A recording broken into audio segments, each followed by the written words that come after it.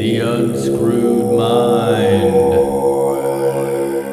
Okay, welcome to episode number 37 of The Unscrewed Mind, and we are talking about a Neville Goddard prayer, The Art of Believing today. Another excellent lecture by Neville. I haven't found one that I can't say isn't excellent. A lot of the same information, but as you know, repetition is one of the most important aspects, so you can't get enough of it.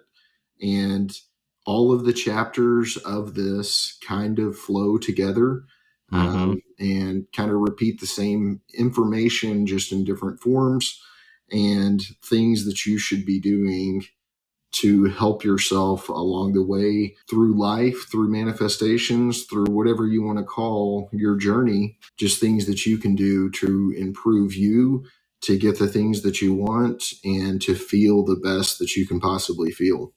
And I do want to point out that initially, if you read the title, Prayer, the Art of Believing, you can kind of get caught up on that, the word prayer, and maybe miss the point.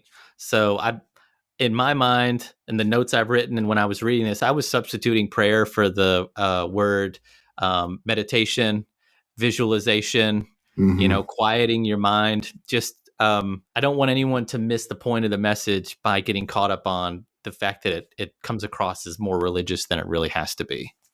And meditation is prayer. It's really the exact same thing. It's just different words for it. Real quick though, guys, I would like everybody out there that's listening to subscribe to our channel. We are trying to get to 100 subscribers, and we're super excited to get there. So if you could click the subscribe and the like, it really helps us out.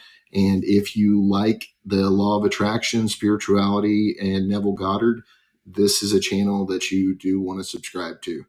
Yeah, so the first chapter is Prayer, the Art of Believing. No, it's not. The first chapter is the Law of Reversibility.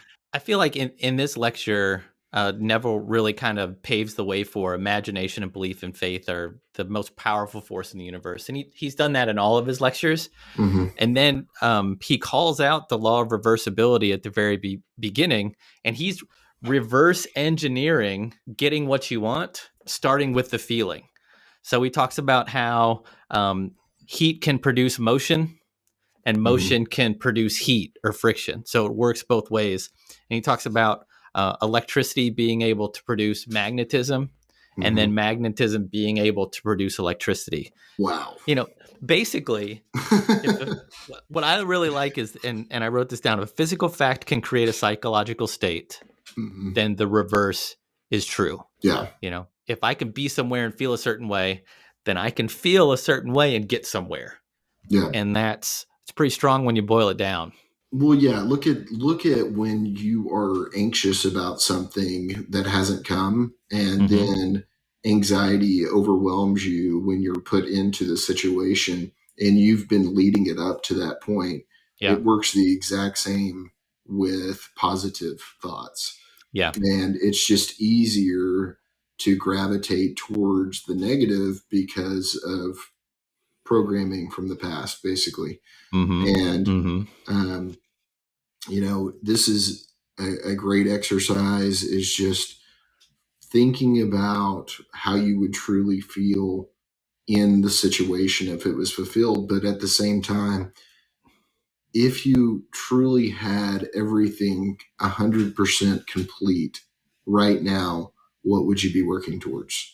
The other kind of main point that I got from this particular lecture is the importance of understanding that man is two parts, right? We have a conscious and a subconscious, and you have to know the difference, and you have to know that they exist. Right. Neville talks a lot about needing to understand that your conscious is governed by your intellect, things you've learned, your education, and then your senses.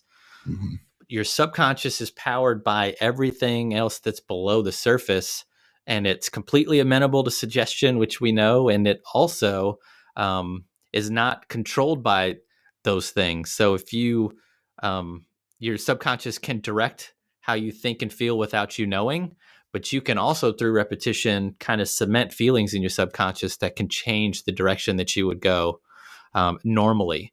So it really interesting how he points that out and makes sure that you understand that faith is important, imagination is important, but understanding how your subconscious plays into it is also really important. Mm-hmm.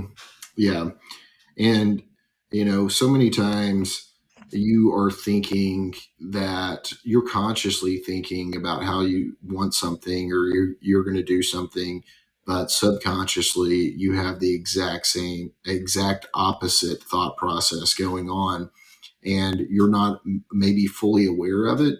Mm-hmm. But you have to acknowledge those things and start to reject them at a level of reprogramming. It goes to the paradigms and the other things that we've talked about. Something else that I highlighted is the prayer is the key which unlocks the infinite storehouse. Ooh, prayer, I like that one. Here's the one I'd written down. Prayer is the act of believing what is denied by the senses. Mm-hmm. Yeah. And Neville goes into extreme detail about how your senses, you're not feeling it, seeing it, touching it, that kind of thing, or feeling, touching. Wait, those are the same. Sniffing, smelling. Yeah. So your five senses, we're going to skip to just five senses, are you're not seeing the thing, the end goal right now in front of you. And how do you maintain the faith throughout that? And it's through prayer and just knowing that everything was created by the same thing that you're calling upon to create what you're wanting. It should relax anyone. From the subconscious to the conscious, Neville moves quickly to the point that imagination and faith are the secret of creation.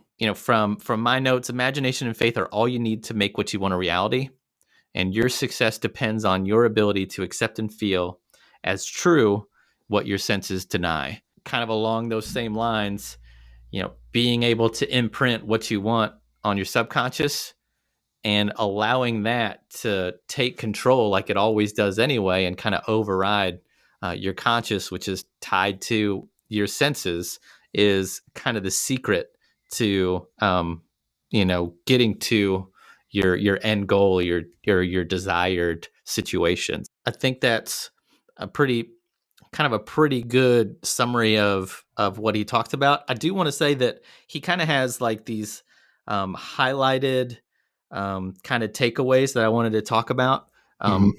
For you to be able to use prayer, or for you to be able to use the art of believing, he talks about how you must be in a subjective state or a quiet state. He talks a little bit about being hypnotized, but you can hypnotize yourself through meditation, through breathing, through kind of this a kind of a ceremony or a specific way that you quiet yourself and you go through these visualization techniques.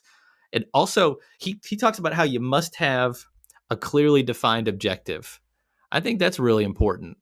Have you ever sat down, Rusty, and in your morning meditation or in your visualization, you're not really 100% sure what you're trying to visualize, so your brain is just everywhere. So the fact that he talks about having a clearly defined objective, I think, is really important. And then he talks about whatever state holds your attention holds your life. So if you're in an angry state, then that's kind of where your life is always going to be. If you're anxious, if you're nervous, or if you're happy or joyful, the things that are going to be in your life are immediately around you, or that you're going to manifest are going to be things like that. And then kind of the last one I want to talk about, time and space are conditions of thought, and imagination can transcend those things. So a lot of times we think that what we want is going to take time, or we think that where we want to go is such a long distance that how could we ever possibly get there? But you can imagine yourself there right away. And then we know, based on the law of reversibility, we can reverse engineer what we want based on feeling that way now. Basically, anything that you can imagine can happen, of course. And that not only does this work for you individually, but in all of Neville's teaching, or a lot of the teachings that he has, he also talks about how you can have these same things happen for those that you know by changing your thoughts about them as well.